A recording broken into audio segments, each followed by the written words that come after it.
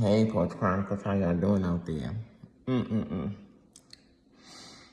Yeah, I'm just getting finished doing some homework. So,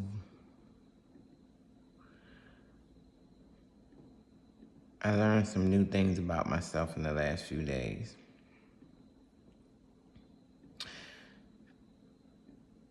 Sometimes when we have, sorry, I'm shutting everything down. Sometimes when we have trauma from a long time ago, we don't realize it until something comes back and reminds us of that trauma. So I have a major something from my past that was real traumatic that I never had therapy for.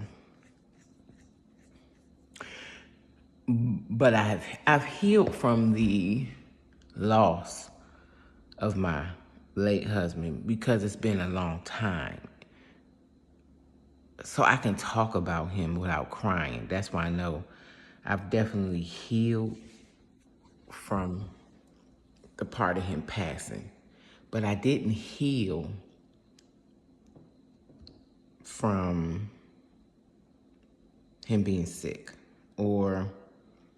Okay, let's put it this way. I didn't heal from, I don't know how to say it, maybe being able to deal with any sickness again. Okay. My biggest motto was, after my husband died, that I would never date another man who had illnesses, because I was 35 when I buried my husband. That wasn't easy. So I just I didn't want to do that again because I was so young. And I dated maybe 2 men that were very good men, but they had health issues. My husband died from dialysis, but it came from the condition that happened to him. It was from dialysis, but it was basically from being compromised from having Stevens-Johnson. So I dated a man named Ryan. He was really nice. I mean, nice. He was tall. He loved his mama. He took us every weekend when we got home from church. He would pick me up and her and take us out to dinner. He was really a gentleman. But he was on dialysis for like 11 years. And I dated him for probably 6 months. And I was like, I couldn't do it. Because he was such a nice dude. And all I kept thinking was, I already did this. I don't want to do this again. Because he kept trying to make me permanent in his life. I was definitely dating him because he was a good dude. But I couldn't deal him because my husband died on dialysis. And I was like, I can't do that again. So after about maybe 7 months, and he kept saying, why won't you lock in with me? Because he was like, I really want to get married again. And I was like, ooh, I couldn't do it. And it's not because of him, but I had unhealed trauma. It was unhealed. So I stopped dating him. His mom missed me, and I missed them, but it wasn't something I could deal with. So about 2.5 years later, I got a text from him, his phone. And I was like, oh my God. But when I opened up the text, I came to find out that it was his mom texting me from his number. And she told me he had passed.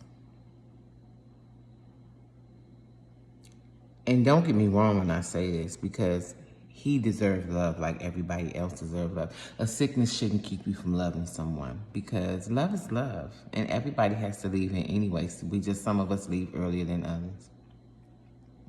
But she texted me and she said, this is Rye's mom. I just wanted to let you know Rye passed away. And I was like, oh, wow.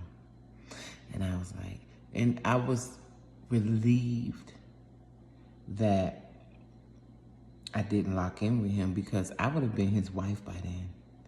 And all I kept thinking to myself was, I would have had to do that all over again. But see, that was the unhealed version of me. Now, going through healing and dealing with healing, I have to accept that that's going to happen to everybody. And we can't determine or control what's going to happen to somebody. Because when you try to do that because somebody might have a sickness you don't have, then you really are blocking your own blessings, your own love, your own story. And I swore I would never, ever date anyone that had any health issues, but that's not reality, because as we get older, we gonna all have health issues. I got them. I just don't have to take nobody's medicine, but I got no needs from taking them shots, and I have lymphedema. I just don't have to take drugs for it. I just have to do compression. So I'm saying that to say this. As we get older, life gets harder, especially in the love area, because you have to accept the change that comes in your body and your spouse's body. So you gotta choose correctly. Whatever your heart sings, you gotta do it.